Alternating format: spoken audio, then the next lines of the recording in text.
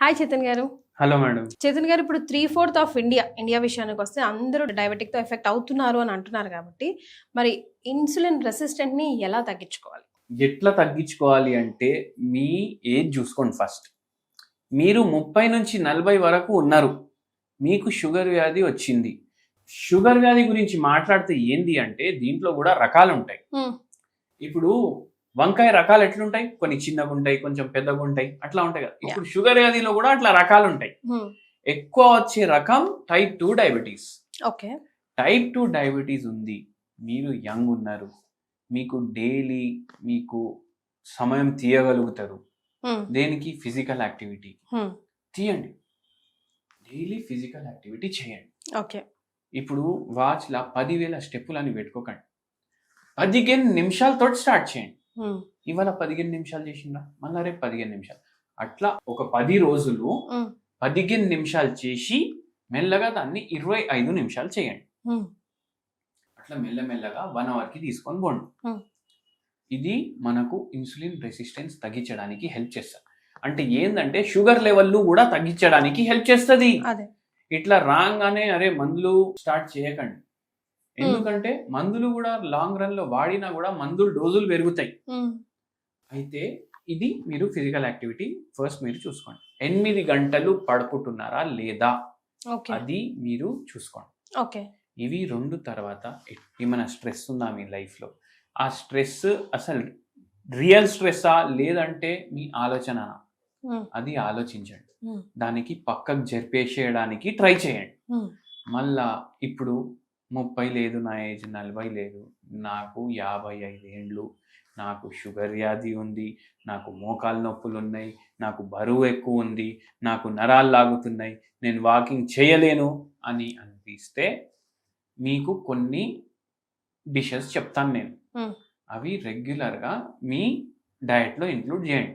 ఇప్పుడు షుగర్ పేషెంట్లు వస్తారు, ఇంతమంది వస్తారు, షుగర్ తోటి బాధపడి కిడ్నీలు పాడై, నరాలు దెబ్బపడి, మళ్ళీ దాని తర్వాత నిద్ర దెబ్బపడి, బీపీ పెరిగి, మోకాలు నొప్పులు వచ్చేసి, ఇవన్నీ ప్రాబ్లంలకి వస్తే మన దగ్గర మనం ఒకటే చెప్తాం, మీ డయట్లో ఫైబర్ పెంచండి.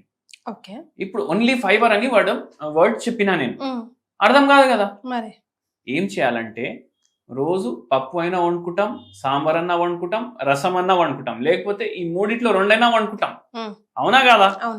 అయితే పప్పు వండిండ్రు మీరు, ఒకరోజు పొట్లకాయ వేయండి, దాంట్లో ఒకరోజు సొరకాయ వేయండి. అంటే పప్పు క్వాంటిటీ బై ఛాన్స్ ఒక 100 ml ఉంది, దాంట్లో ఇంకో 100 ml అంతా పొట్లకాయ ఉండాలి.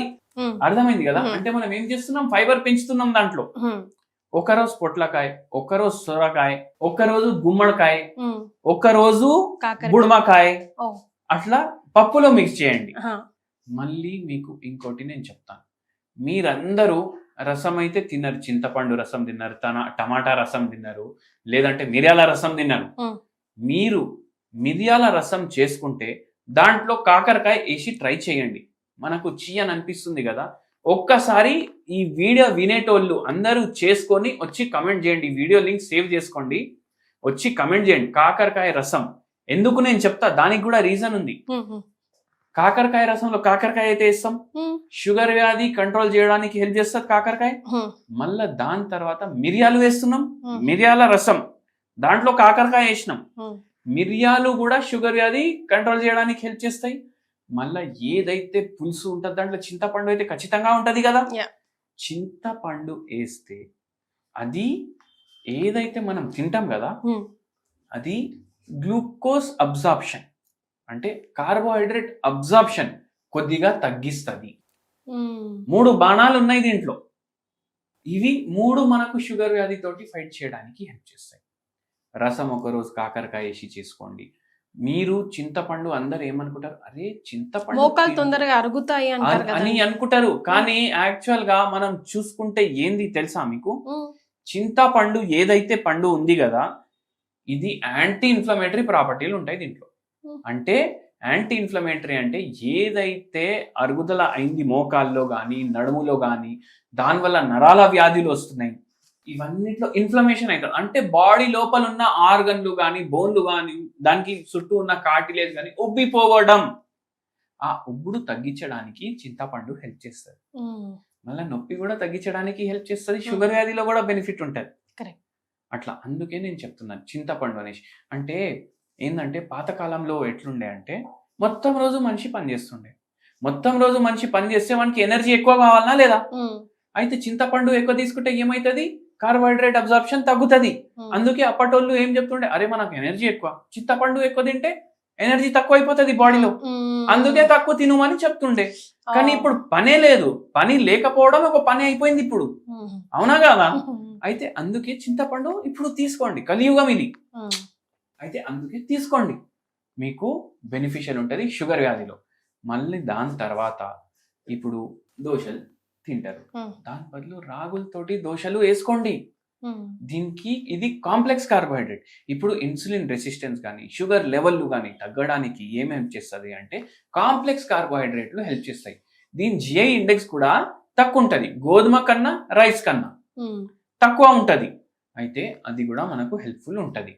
రాగులతోటి దోశలు, జొన్నలతోటి దోశలు, కొర్రలు ఉంటాయి కదా, దాంట్లో ఉప్మా తయారైతుంది, దోశలు తయారైతాయి, ఇడ్లీలు తయారైతాయి. ఇంకేం కావాలి మనకు? ఇడ్లీ, దోశ, ఉప్మా 3 అవుతున్నాయి. 3 రోజులు అట్లా వెళ్ళిపోతాయి కొర్రలతోటి. ఇంకా 2-3 రోజులు ఏవైతే మిగిలినాయి అవి ఒకరోజు జొన్నలు, ఒకరోజు రాగులు, ఇంకో రోజు రాగులతోటి ఇడ్లీ, అవునా కాదా? మళ్ళీ ఇంకోటి కూడా చెప్తాను నేను, ఇన్సులిన్ రెసిస్టెన్స్ కానీ షుగర్ కానీ తగ్గించుకోవడానికి హెల్ప్ మనకు చేసేది ఏంది తెలుసా మీకు? పుట్నాల చట్నీ.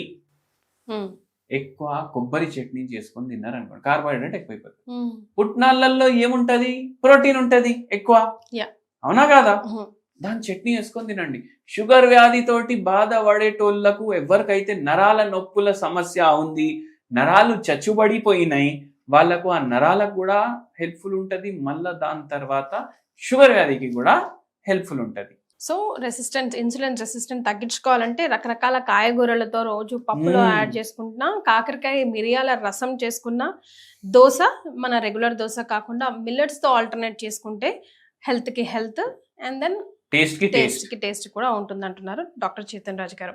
ఈ వీడియో మీరు చూస్తున్నారా? సార్ అపాయింట్మెంట్ కోసం వెయిట్ చేస్తున్నారా? అయితే ఆయన కన్సల్టెన్సీ పూర్తిగా ఫ్రీ, సేవ్ చేసుకొని పెట్టుకోండి. Thank you so much for joining us. Thank you అండి.